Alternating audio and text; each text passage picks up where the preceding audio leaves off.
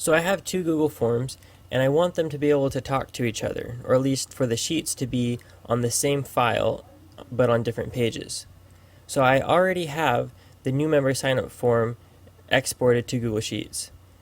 Now when I want to export the form for the dating pool, I need to click the option to save it on the existing new member signup sheet.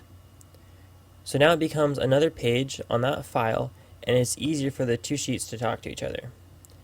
My next task is to find out which singles match, and in order to do this I have to manipulate the sheets. So there are some necessary things to know about Google Forms and Google Sheets before we get into this.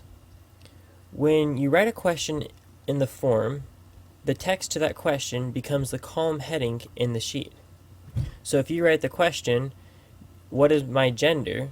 on the sheet, it says on the column heading, "What is my gender?" With each question you add, a new column is added. Here's a cool tip though.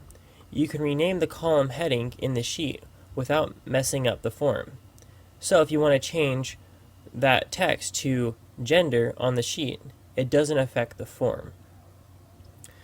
Another important feature is that I can change the order of columns and is still connected to the right question in the form.